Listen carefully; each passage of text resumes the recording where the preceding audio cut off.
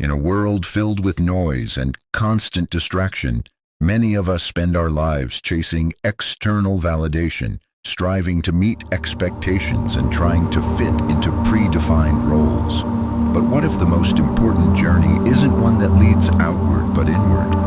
What if the key to unlocking a more authentic, meaningful life lies in understanding the hidden forces shaping our thoughts, actions, and relationships? Carl Jung, one of the greatest minds in psychology, believed that we are all driven by deeper, often unconscious patterns, forces that, when understood, can transform not just our lives, but our very sense of self. From the shadow within us to the unconscious symbols that guide us, Jung's theories offer a roadmap to personal growth, self-acceptance, and true individuation. His insights don't just apply to therapy or deep analysis. They hold the power to revolutionize how we live, how we connect with others, and how we navigate our inner world. In this video, we will explore how Jungian psychology can help us navigate life with clarity and authenticity, shedding light on the powerful hidden forces that govern our behavior. By diving into the unconscious, embracing our shadows, and understanding the symbolic language of our dreams, we can unlock a deeper, more complete version of ourselves. It's not about becoming someone new, it's about becoming who we truly are. In our fast-paced world filled with constant distractions, social pressures, and emotional burnout, it's easy to feel lost, confused, or disconnected from ourselves. Many of us struggle with questions like, who am I? Or why do I keep repeating the same mistakes? These questions aren't new, and over 100 years ago, a Swiss psychiatrist named Carl Jung began answering them in a way that still resonates deeply today. His work was not just about mental illness, but about wholeness, about helping people understand themselves more completely so they could live more authentic, meaningful lives. Jung's theories go far beyond the clinical or academic. They are deeply spiritual, philosophical, and incredibly practical. At the core of his psychology is the belief that each person has a unique potential hidden within them, waiting to be discovered. He saw human behavior as more than just reactions to our environment or upbringing. He believed we are shaped by something deeper, an inner world of symbols, dreams, emotions, and instincts that speak to us all the time, even if we're not listening. One reason Jung's ideas are still so relevant is because they help us make sense of our inner chaos. Unlike modern self-help trends that offer surface-level solutions, Jung teaches us how to go inward and meet the parts of ourselves we've ignored, denied, or forgotten. For example, he didn't just say, be positive or manifest your dreams. Instead, he urged people to face their fears, understand their shadows, and seek inner balance. His approach was tough, but honest, and that's why it works. Jung's work isn't just for therapists or academics. It's for anyone who wants to grow, heal, or understand themselves better. When you feel stuck, Jungian psychology gives you tools. When life feels meaningless, it helps you find purpose. When you're repeating toxic patterns, it shows you why. His concepts like the shadow, persona, individuation, and archetypes aren't just theories. They are real forces that shape how we behave every day, even when we don't realize it. Take the shadow, for example. Jung said every person has a hidden side, a part of themselves they don't want to admit exists. Maybe it's jealousy, anger, laziness, or selfishness. We pretend those things aren't in us, but they are. And when we ignore them, they control us from the background. Jung taught that healing begins when we face those parts of ourselves with honesty and compassion. That idea alone can completely transform your life. It helps you stop blaming others, take responsibility, and finally start changing. Then there's the persona. the social mask we wear to be accepted. We all have different roles: student, parent, worker, friend. We adjust how we act in each role, which is normal. But problems begin when we forget who we really are behind all those masks. Jung helps us remember that our true self is deeper than any role we play. It's not about throwing away your masks. It's about not becoming lost in them. Jung also introduced the idea of individuation, the lifelong journey of becoming your true self. It's not about being perfect or happy all the time. It's about wholeness, accepting all the parts of yourself, even the broken or messy ones. This process isn't quick or easy, but it's powerful. And it's not about copying someone else's path. It's about discovering your own. In a world that constantly pressures us to fit in, Jung reminds us to go in. In a society focused on achievement and image, he tells us to slow down and listen to our dreams, emotions, and inner signals. He believed the answers we seek aren't out there. They're inside us. So why does Jung still matter today? Because he helps us become more conscious, more honest, and more human. He doesn't offer quick fixes, but deep insights. And in a time where so many people feel disconnected from themselves, from each other, and from purpose, his ideas are more needed than ever. Understanding Jung is not just about studying psychology, it's about studying yourself. And once you begin that inner journey, everything starts to change. You relate to others differently. You understand your reactions. You begin to feel more grounded. And slowly, you begin to uncover the deeper meaning behind your life experiences. That's why Carl Jung's work isn't just timeless, it's urgent.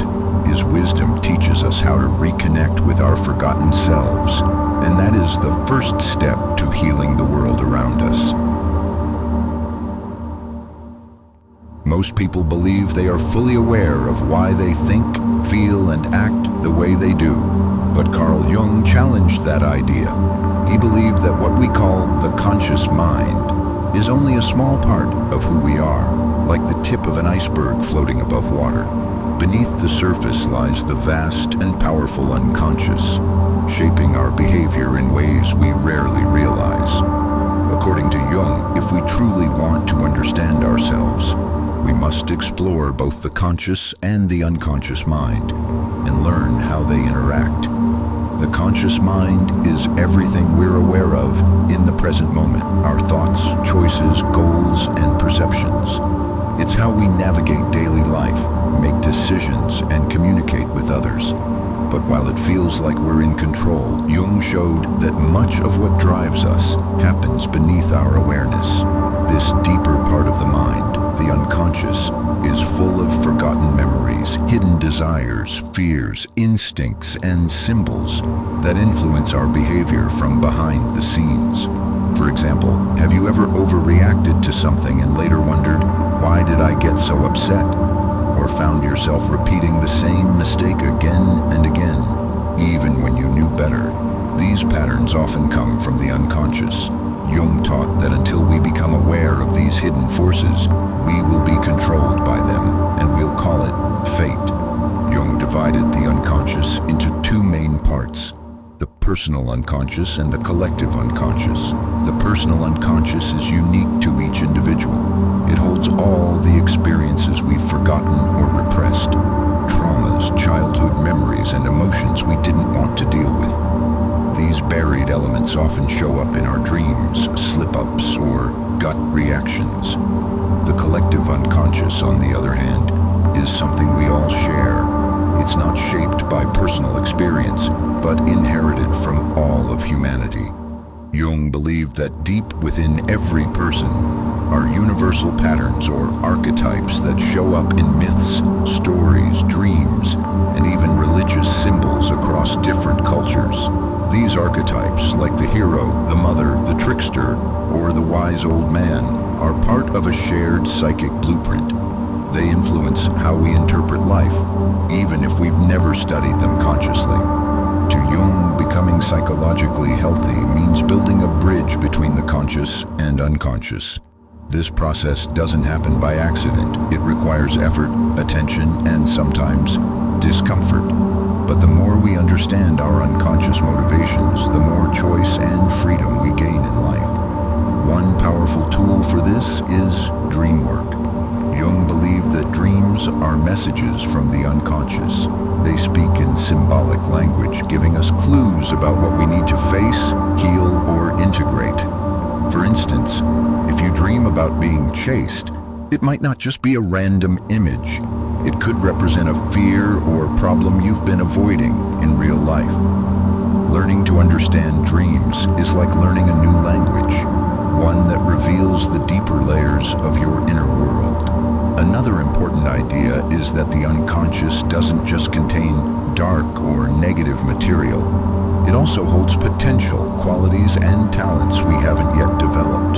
Sometimes we suppress not only our fears, but also our power, creativity, or voice, simply because we're afraid of standing out. Jung taught that the unconscious isn't our enemy. It's a vital part of us that wants to be known, expressed, and integrated. That's why Jung didn't see the unconscious as something to be feared, but as a partner in our growth. By shining light on it, we don't just become more self-aware, we become more whole. He famously said, "Until you make the unconscious conscious, it will direct your life and you will call it fate." That quote captures the essence of his message. We are not fully in control until we understand what's hidden inside us. In everyday life, this means paying attention to our reactions, patterns, dreams, triggers, and emotions. It means asking deeper questions when we feel stuck and being curious about the parts of ourselves we don't yet understand. It also means being open to learning from life itself, because often our unconscious speaks through our experiences, especially the challenging ones. So while the conscious mind helps us survive and function, the unconscious mind helps us evolve. Jung's message is clear. Don't just live on the surface.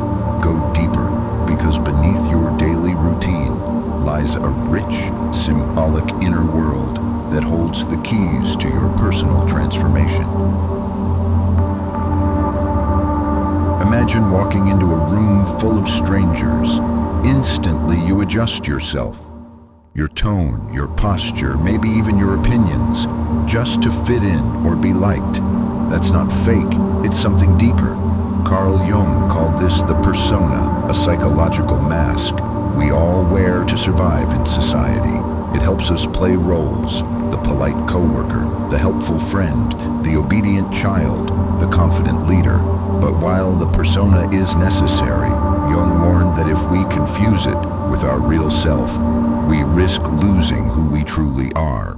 The word persona comes from Latin and originally meant the masks worn by actors in a play.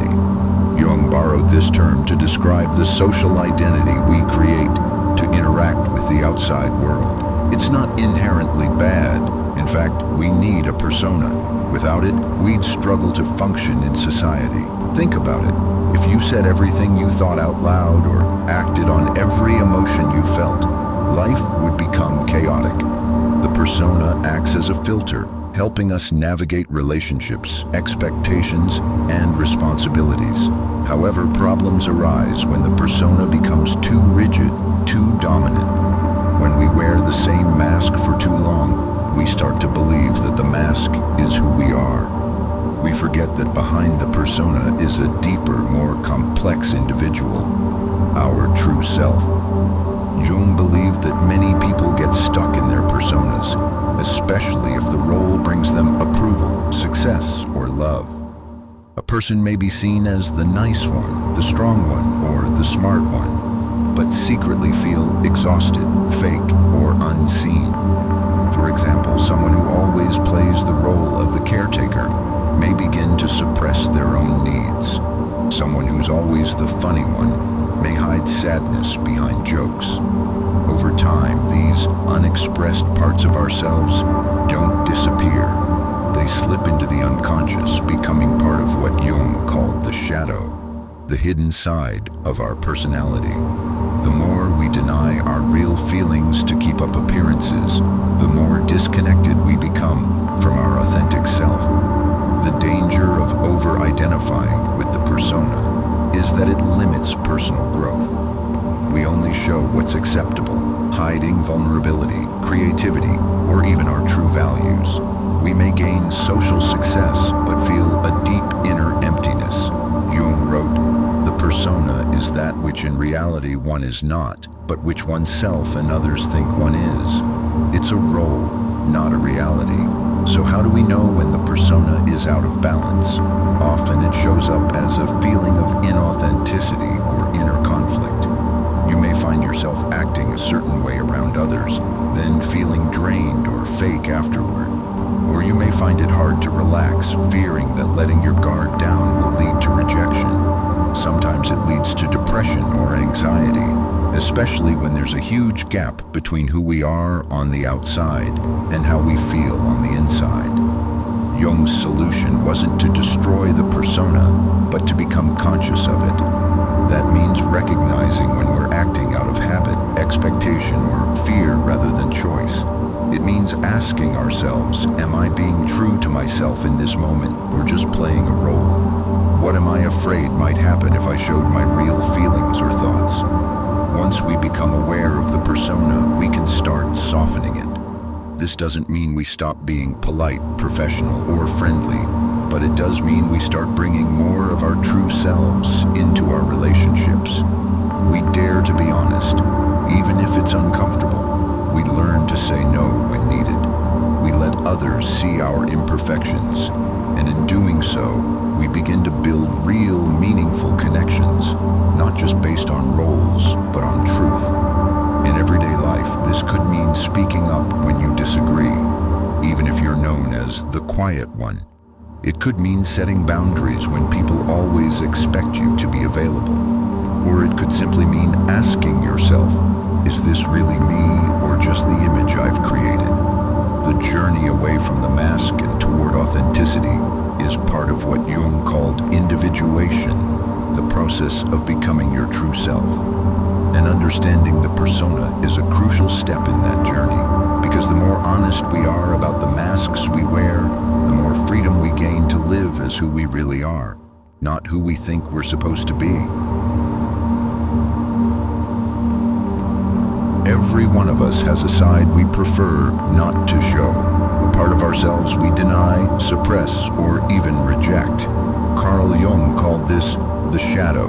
It's not evil or bad by nature, but it includes everything about us that we feel ashamed of, fear, or believe is unacceptable. The shadow is the darker twin of the persona. While the persona is the face we show to the world, the shadow is what we hide. But Jung believed that true growth begins when we stop running from our shadow and instead turn toward it with courage and curiosity. The shadow contains traits we often project onto others. For instance, if someone is extremely critical of others, they might be unaware of their own inner judgmental nature. Instead of acknowledging it within, they see it out there. Jung explained that when we refuse to own certain feelings, like jealousy, anger, laziness, selfishness, or fear, those feelings don't disappear. They fester in the unconscious and influence our behavior from the shadows. This is why you may find yourself overreacting in situations or disliking people for reasons that seem exaggerated or irrational. These reactions can be signs that your shadow is active.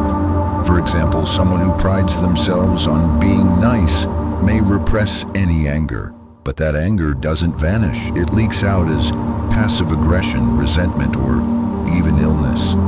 In Jung's view, ignoring the shadow is dangerous because what we don't face will eventually control us.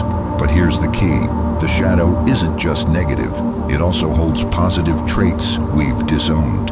Many people have buried their assertiveness, creativity, confidence, or sexuality because at some point those traits were judged or punished. The shadow is also where our hidden potential lives, parts of ourselves that have been neglected, waiting to be rediscovered. Jung believed that the goal is not to destroy the shadow, but to integrate it.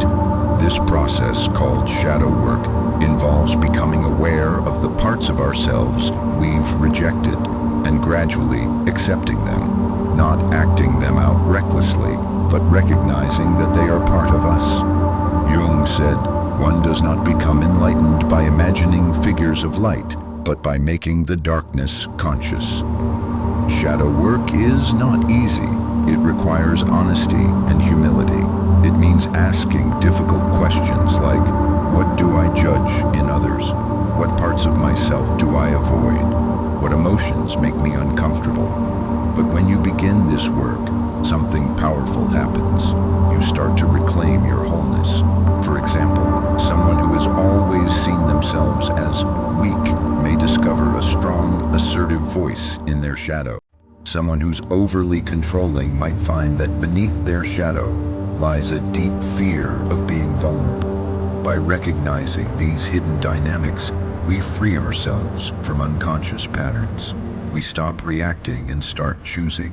In everyday life, integrating the shadow might look like setting boundaries instead of people-pleasing.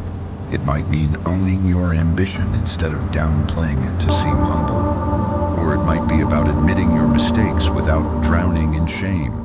These small but powerful acts allow your shadow to be seen, respected, and brought into balance with the rest of you.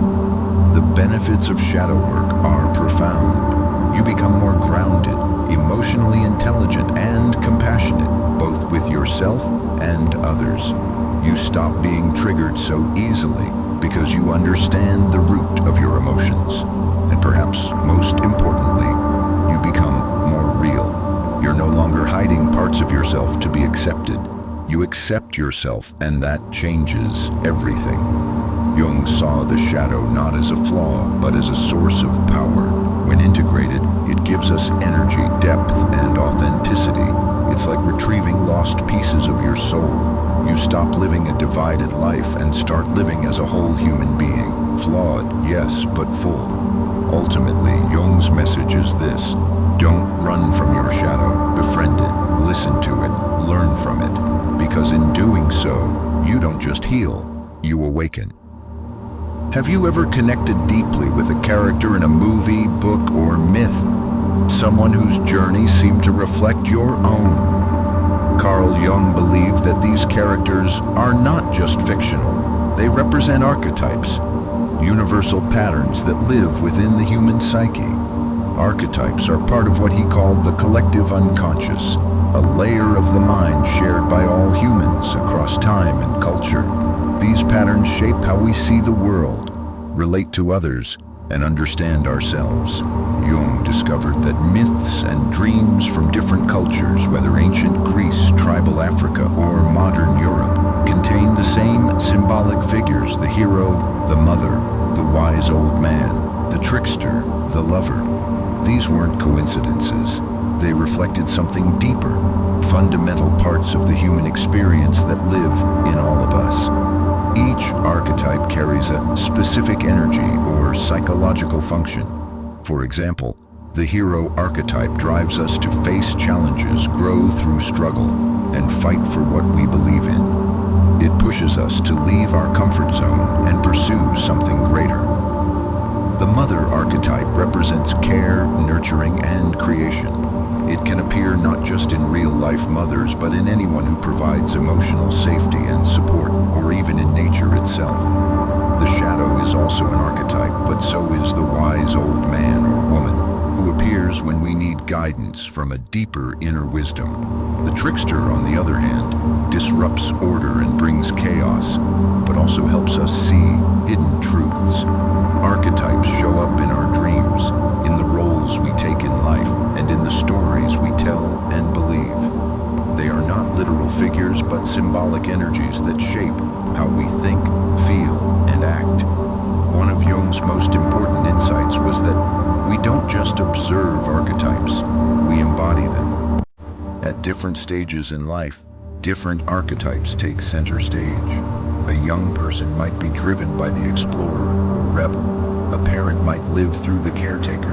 In times of loss, the wounded healer might emerge. These shifts are natural, but when we're unaware of them, we might feel lost or confused about our identity. For example, someone stuck in the hero archetype might feel pressure to always succeed, conquer, or win, even when rest or surrender is what's truly needed. Or someone dominated by the caregiver might neglect their own needs entirely, feeling guilty for putting themselves first. By becoming aware of which archetypes are active within us, we gain the power to step back and choose more balanced responses. Another powerful archetype is the self, not the ego, but the deeper, whole version of you that holds all your potential. The self is what Jung called the center and totality of the psyche. It includes all parts, the light and dark, the conscious and unconscious. The journey of life, according to Jung, is to move closer and closer to this self. Archetypes guide us on that journey, not by dictating our actions, but by helping us understand the meaning behind our experiences. In daily life, you can recognize archetypes by noticing patterns in your behavior or emotional responses. Ask yourself, what role am I playing right now? Am I trying to rescue others, the savior? Am I rebelling without direction, the rebel? Am I clinging to comfort, the child? These roles aren't bad, but they need to be balanced and sometimes outgrown. Dreams are another way archetypes speak. You might dream of a wise guide, a monster, a journey, or a lost child. These are not just random images, they're messages from your unconscious, using archetypal language to show what's happening within you. Understanding archetypes can help you live more consciously. You can spot unhealthy patterns, make wiser choices, and connect more deeply with others. You realize that your personal struggles are not just personal, they're human. You're not alone in your journey. You are living a story that millions have lived before, and there's meaning in every step. For Jung, archetypes were not just ideas, they were living forces. And the more we learn to recognize and work with them, the more empowered, balanced, and self-aware we become. Inside each of us, regardless of gender, exists a blend of both masculine and feminine psychological energies. Carl Jung called these inner opposites the anima and animus. The anima is the inner feminine side of a man, while the animus is the inner masculine side of a woman. These aren't about physical traits or cultural roles, but about psychological balance. Jung believed that becoming whole means recognizing, understanding, and integrating these inner opposites. In traditional societies, people were often taught to identify strictly with gender roles. Men were expected to be logical, strong, and emotionless, while women were expected to be nurturing, soft, and intuitive. Jung believed that this one-sided development limits the full potential of the personality. To become psychologically mature, a man must become conscious of his anima, the part of him that feels deeply, nurtures, and connects with intuition. Similarly, a woman must become conscious of her animus, the part that thinks clearly, takes action, and stands strong in the face of challenge. Let's begin with the anima, the inner feminine in men. If a man denies his anima, he may become emotionally disconnected, overly rational, or unable to form deep relationships. But when he learns to listen to his feelings, connect with beauty, and honor his sensitivity, he becomes more balanced and whole. The anima often appears in men's dreams as a woman, sometimes as a mother, a lover, a wise guide, or even a mysterious stranger. These dream figures represent parts of the man's psyche trying to surface. On the other side, the animus is the inner masculine in women. If a woman is unaware of her animus, she may struggle to assert herself or make clear decisions. But when she embraces her inner strength, confidence, and logic, she finds her voice and power. In women's dreams, the animus might appear as a powerful man, a teacher, a warrior, or a leader. These symbols are not about outer relationships. They are about developing those inner qualities within. Jung emphasized that we often project these unconscious energies onto other people. For example, A man who hasn't integrated his anima might idealize women, expecting them to be perfect emotional caretakers. A woman who hasn't integrated her animus might be drawn to overly dominant men or become rigid and controlling herself without knowing why. These projections can cause relationship struggles because we're not seeing the real person. We're seeing our unconscious inner figure cast onto them. Integration happens when we stop projecting and start looking within. A man begins to relate to his feelings instead of running from them. He learns to receive, to reflect, to express vulnerability. A woman begins to stand firm in her opinions, takes initiative, and trusts her reason. Both become more complete humans, not limited by stereotypes, but enriched by their inner diversity. The anima and animus also play key roles in creativity and spiritual growth. The anima brings a man into contact with imagination, intuition, and inner wisdom. Many great works of art, poetry, and music have emerged from men tapping into their anima.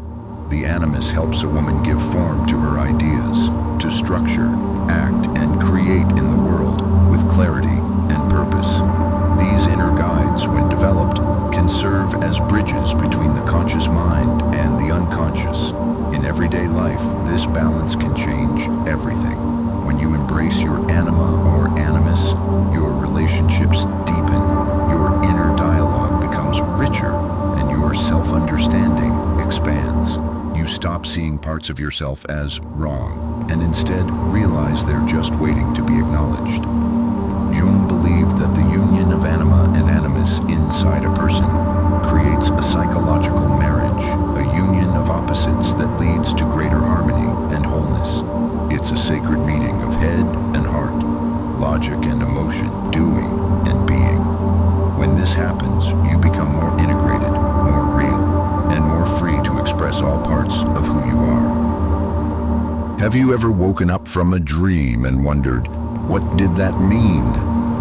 According to Carl Jung, dreams are far more than random thoughts or leftover memories from the day. He believed that dreams are the voice of the unconscious, using images, symbols, and stories to communicate what our conscious mind may be ignoring or unaware of. In fact, Jung called dreams the royal road to the unconscious. They are not just personal messages, they carry collective wisdom and offer us valuable insight into our deeper self. Jung saw dreams as a natural function of the psyche, like breathing or digestion. They're how the unconscious communicates with us, especially when we're at a crossroads in life or facing inner conflict. Unlike Freud, who believed dreams mostly reflected repressed desires, Jung believed dreams could be healing, instructive, and even prophetic. They reveal truths, challenge the ego, and point us toward growth. One of Jung's key ideas was that dreams don't speak in everyday language. They speak in symbols.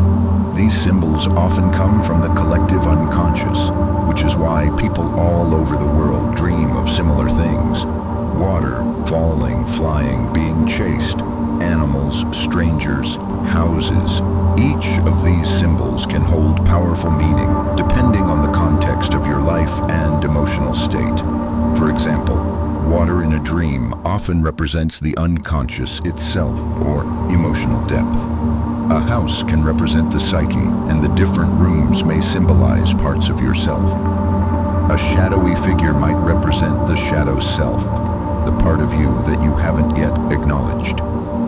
Jung believed that understanding dreams required us to see them not as puzzles to solve, but as messages to feel into and reflect upon. To make use of dreams in everyday life, Jung suggested an attitude of openness and curiosity. Start by remembering your dreams. Keep a notebook by your bed and write down whatever fragments you recall, even if they seem strange. Then ask yourself, how did the dream make me feel? What symbols stood out? Where in my life am I facing a similar situation or emotion? Jung introduced a technique called active imagination to engage more deeply with dream images. In this practice, you choose a dream figure, say the wise old man or the frightened child, and imagine having a dialogue with them. You listen to what they have to say, not with your rational mind, but with your intuitive one. It may feel odd at first, but it can unlock deep insight, creativity, and healing. Importantly, Jung also believed that dreams guide us toward individuation, the process of becoming our true, whole self. They often reveal what is missing or neglected in our waking life. For example, if you're overworked and ignoring your inner needs, your dreams may bring up images of rest, retreat, or even illness as a warning. If you're denying your creativity, a dream might show you painting, dancing, or building something. Some dreams are so powerful and vivid that they stay with us for years. Jung called these big dreams. These often come at important life transitions, during crises, awakenings, or deep inner shifts. They are not just personal, they connect us to the archetypal realm, to something larger than ourselves. They may contain spiritual symbols, universal themes, or a sense of deep knowing. However, not all dreams are easy to interpret. Jung cautioned against taking symbols too literally or using ready-made dream dictionaries. Each person's psyche is unique, and the same symbol may mean different things for different people. For one person, a lion may represent courage. For another, it may evoke fear or authority. That's why Jung encouraged working with dreams gently and reflectively, perhaps even with the guidance of a therapist or dream group. Over time, developing a relationship with your dreams can feel like building a bridge between your conscious mind and your deeper, wiser self. You begin to trust your intuition more. You notice patterns, synchronicities, and subtle inner guidance. Life becomes more meaningful because you're no longer just reacting. You're listening, learning, and evolving.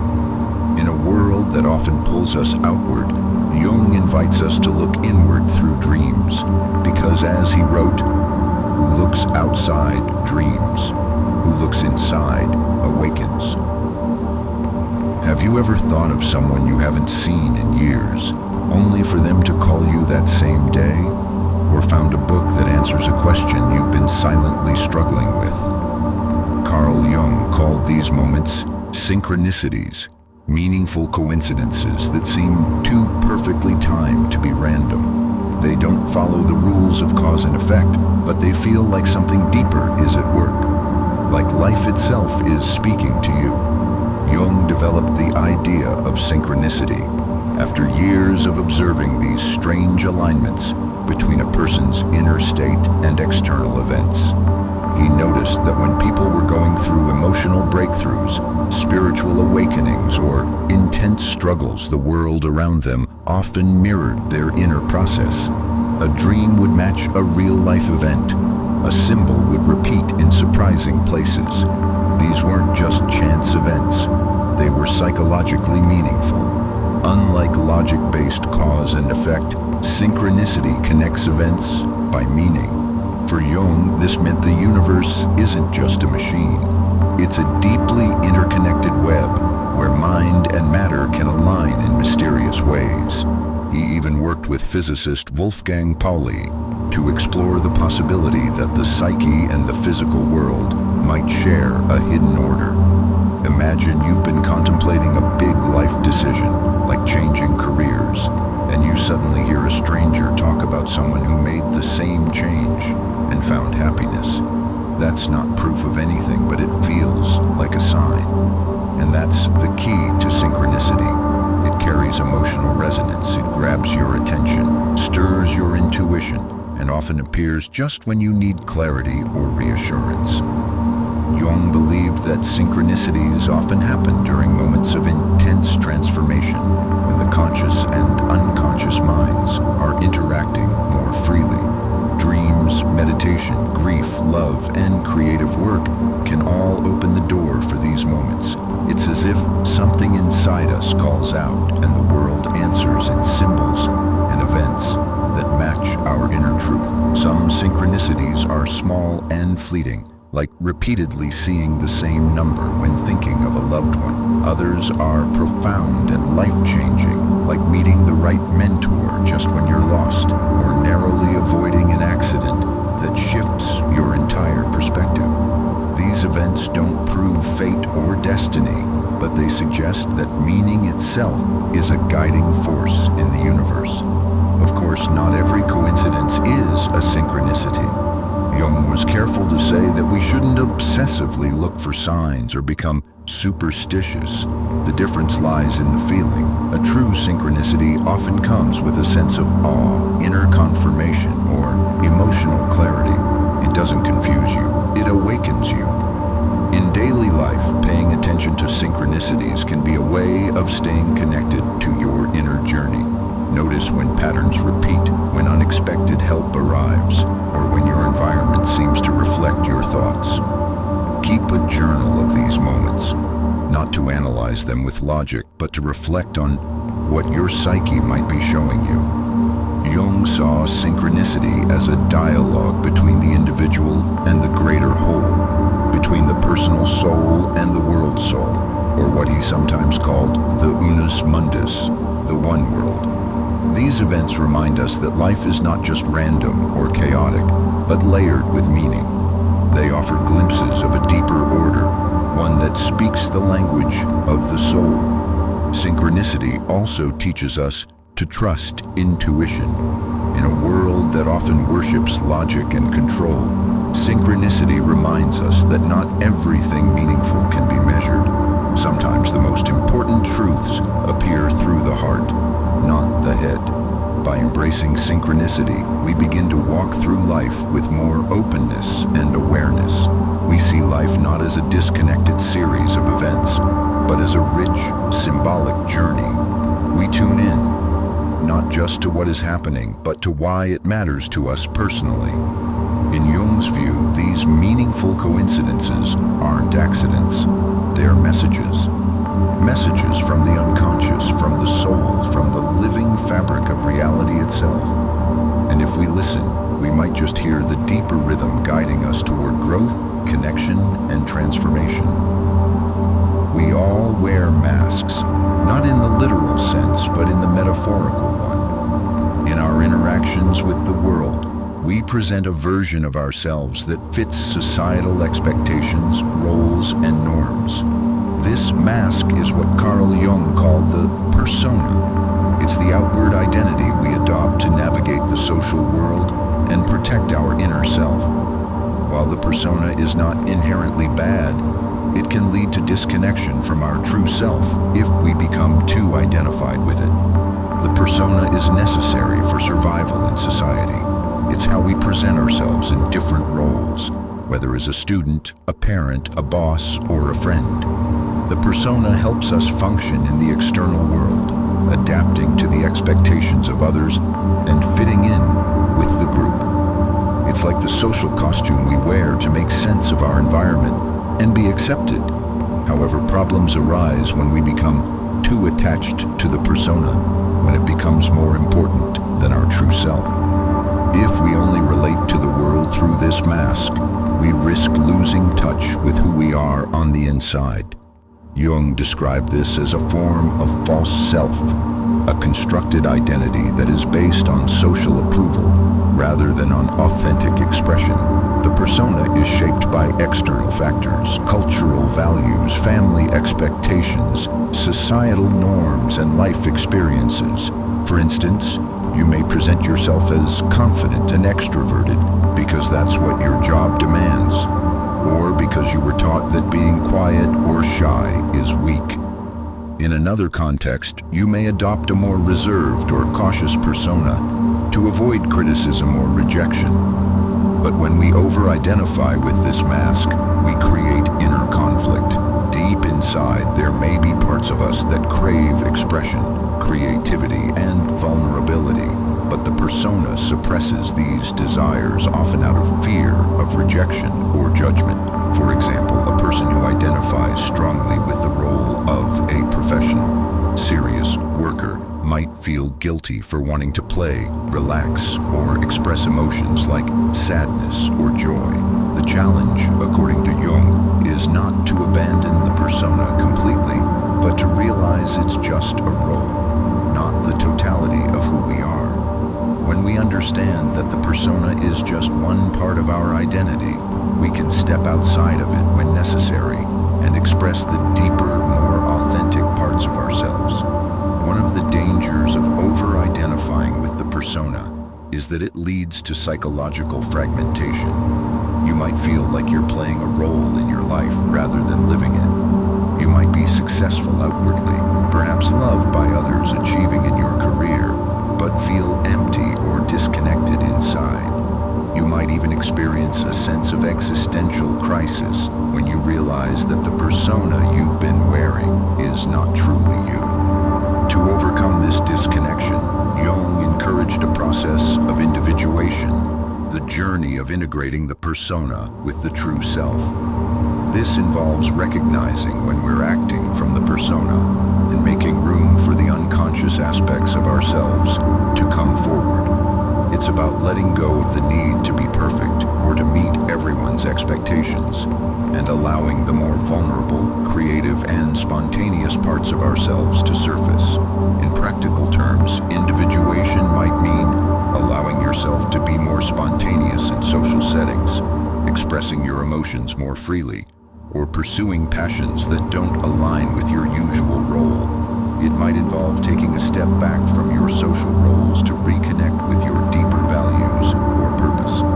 Jung believed that when we allow the persona to be balanced by the true self, we can live more authentically and fully. Another key insight is that the persona isn't only about the roles we take on, it's also about how we want to be seen. We all have an inner desire to be accepted and valued. The persona is often an attempt to fulfill that need, but when the persona becomes rigid, it becomes a mask that distorts our true nature, preventing others from seeing the real person beneath. The more flexible and conscious we are about our persona, the more authentic and genuine our relationships can become. In everyday life, recognizing your persona can be incredibly freeing. When you notice yourself adopting certain behaviors or attitudes simply to fit in or gain approval, you can ask, is this really me?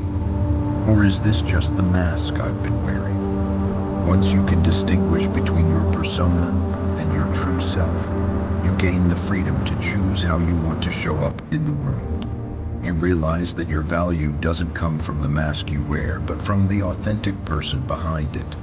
Ultimately, Jung's message about the persona is not to reject it, but to know it for what it is. A helpful tool, but not the essence of who you are. The more we differentiate between our persona and our true self, the more we can live authentically and embrace the fullness of our being. The shadow is one of Carl Jung's most profound concepts in understanding human behavior. It represents the parts of ourselves that we hide or reject, the aspects of our personality that we don't want to acknowledge or express. These are the traits that society deems undesirable, the emotions we consider negative, or the behaviors we think are wrong. Jung believed that the shadow is present in everyone, and it contains both the aspects of ourselves that we repress and the untapped potential we fail to recognize. The shadow isn't inherently evil or bad. Rather, it's made up of the qualities we deny because they don't align with our conscious self-image or societal expectations. For example, if you see yourself as a kind, generous person, but secretly harbor feelings of anger, jealousy, or selfishness, those negative emotions are part of your shadow. The more you reject these traits, the stronger and more hidden the shadow becomes. These repressed emotions, beliefs, or behaviors don't disappear. They remain tucked away in the unconscious, often affecting our actions in subtle ways. Jung emphasized that ignoring the shadow doesn't make it go away. Instead, it can lead to projection. Projection occurs when we see our own disowned traits in others. For example, a person who denies their own anger might become hypersensitive hypersensitive to the anger of others, feeling irritated by even small signs of aggression. We might accuse others of traits we actually possess because we can't face them in ourselves. In this way, the shadow can shape how we interact with others, often leading to misunderstanding and conflict. However, the shadow doesn't only contain negative qualities. It also holds positive potential, parts of ourselves that we may have suppressed for fear of rejection or failure. Creativity, passion, spontaneity, and assertiveness can all lie within the shadow. Sometimes the very traits we reject are the ones that could help us become more whole, more fulfilled, and more authentic. For instance, if a person has been taught to be overly cautious or to avoid risk, they may have a latent entrepreneurial spirit locked in their shadow. By embracing and integrating that hidden side, they could tap into their full potential. To truly grow and heal, Jung argued, we must embrace the shadow not as something evil, but as a necessary part of the self that we've been avoiding. This process is called shadow integration. Integration doesn't mean simply letting go of judgment and indulging every impulse. It means facing the hidden aspects of our psyche, understanding them, and using them in healthy, constructive ways. When we stop projecting our shadow onto others, we reclaim those qualities as part of who we are. Jung suggested that confronting the shadow can be a deeply transformative process, though it can also be uncomfortable. It requires self-awareness, honesty, and a willingness to confront aspects of ourselves that we would rather avoid. The first step is recognizing when the shadow is at work, when we feel irrationally angry, jealous, or resentful, or when we notice ourselves projecting our own traits onto someone else. These emotional reactions are clues that the shadow is speaking to us. Once we acknowledge the shadow, the next step is to accept it. This doesn't mean excusing harmful behavior, but rather understanding that the shadow is a natural part of being human. Every person has a dark side, and learning to embrace it can lead to greater self-acceptance and empathy for others. By doing this, we free ourselves from the tyranny of the unconscious and gain the ability to make conscious choices about how we act. Jung also believed that creative expression is a powerful way to integrate the shadow. Writing, painting, dancing, and other forms of creative work allow the unconscious mind to express itself in healthy ways. These activities give voice to the emotions, desires, and aspects of the self that have been repressed. It's not about indulging in the shadow's destructive qualities, but about finding balance and expression for what was previously hidden. In our relationships, recognizing our own shadow can deepen our connections with others. Instead of projecting our fears, insecurities, and unacknowledged traits onto those around us, we become more compassionate and understanding. When we accept our own flaws, we stop demanding perfection from others and embrace them as they are, flaws and all. The shadow also plays a central role in individuation, the process of becoming our true whole self. By integrating the shadow, we bring all aspects of our psyche into balance, allowing us to move beyond rigid, one-sided identities. This holistic integration leads to greater personal freedom, creativity, and authenticity. In everyday life, engaging with the shadow can be as simple as noticing when you're reacting with disproportionate emotion to someone else's behavior.